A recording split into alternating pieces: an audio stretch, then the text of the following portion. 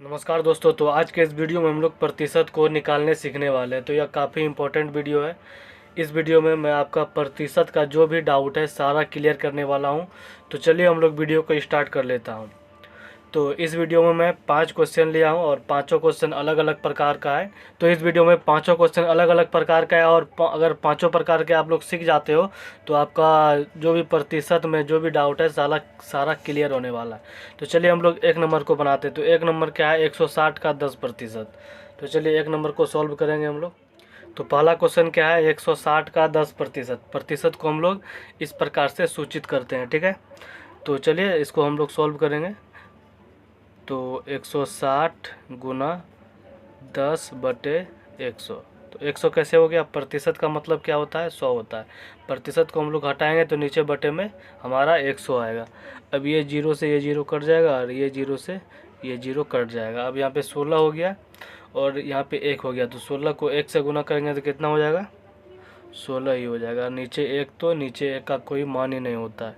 तो इसका आंसर हो गया 16। तो 160 का 10% 16 होता है, ठीक है।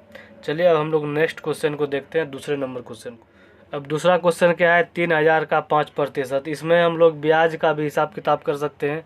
जैसे मैं किसी को 3000 रुपया ब्याज पे दिया हूँ, अगर उसका हम लोग 5% के हिसाब से अगर हम लोग जोड़ेंगे तो 5 महीना 6 महीना का कितना हिसाब होगा, इसमें से हम लोग उसको निकाल सकते हैं। तो चलिए सबसे पहले मैं क्वेश्चन बता रहा हूँ तो क्वेश्चन को सोल्व करता हूँ। तो 3000 का 5%। तो 3000 का मतलब गुना होता है। अब 5% अगर हटाएंगे तो नीचे हमारा 100 आ जाएगा। अब ये 2 जीरो से ये 2 जीरो कट जाएगा। अब यहाँ पे 30 है और यहाँ 5 है। तो 30 5 से कितना हो जाएगा? 150 हो जाएगा। तो इसका 150 इसका हो जाएगा आंसर। देख सकते हैं, बिल्कुल ईजी है। 3000 का 5% हमारा 150 हो गया, ठीक है।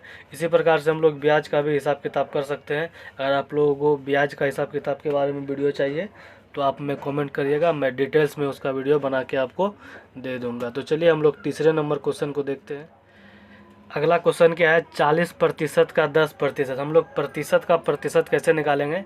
तो यह भी काफ़ी इंपॉर्टेंट क्वेश्चन है। इस प्रकार का क्वेश्चन पूछा जाता है एग्जाम में। तो चलिए इसको हम लोग सॉल्व करते हैं। तो 40% का 40%, ये 10%, 40%। तो प्रतिशत को हटाएंगे तो नीचे हमारा क्या हो जाएगा? 100 हो जाएगा। गुना का मतलब गुना और इसका 10 बटे इसका भी हो जाएगा 100, ठीक है। अब कोना कोने या ऊपर नीचे जैसे भी कटेगा उससे कटा देंगे।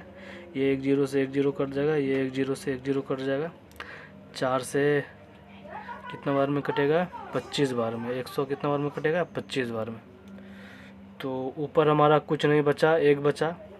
तो 1 बटे कितना हो जाएगा? नीचे कुछ नहीं है, 25 है। 25 और इधर 1 है। 25 गुना 1 तो 25, 1 बटे 25 इसका आंसर हो जाएगा, ठीक है।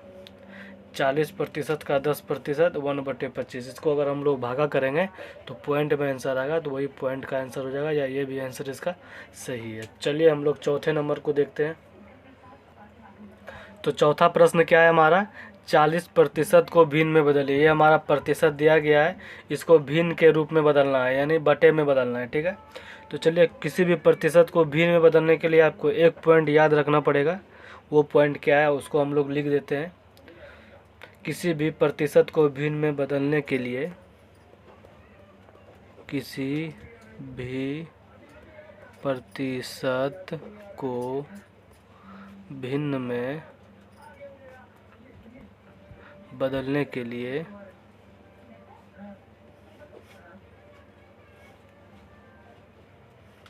उसे 100 से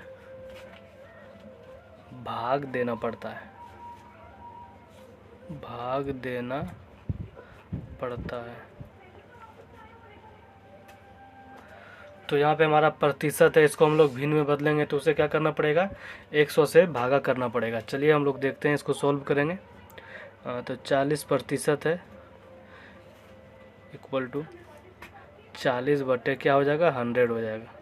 40 बटे 100 हो जाएगा तो ये हमारा 1 जीरो से 1 जीरो कट जाएगा और 4 से 2 दूनी 4 और 2 से 10 5 बार में कटेगा। तो कितना हो जाएगा? 2/5। तो देख सकते हैं ये प्रतिशत से हमारा क्या हो गया, भिन्न में बदल गया। तो प्रतिशत 40% था, इसको हम लोग भिन्न में बदले तो 2/5 आ गया। तो ये इसका क्या हो गया, आंसर हो गया। ये इसका बटे में ही आंसर हो जाएगा। ठीक है, आपको समझ में आ रहा होगा। तो चलिए हम लोग अगले क्वेश्चन को देखते हैं। 5 नंबर का क्वेश्चन क्या है। तो चलिए हमारा 5वां प्रश्न क्या है और आखिरी प्रश्न, 2/8 को प्रतिशत में बदलिए। ये हमारा क्या है, भिन्न के रूप में है, बटे में है। इसको हम लोग को क्या करना है, प्रतिशत में बदलना है। तो इसको भी बदलने के लिए हमारा एक पॉइंट है, इसको याद रखना है। किसी भी भिन्न को प्रतिशत में बदलने के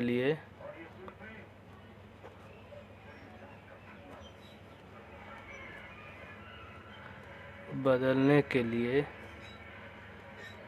उसे 100 से गुना करना होता है,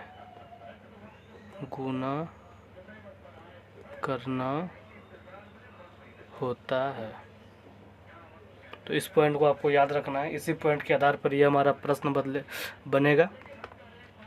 तो 2/8 है, इसको हम लोग प्रतिशत में बदलेंगे तो उसमें क्या होगा, गुना 100 हो जाएगा।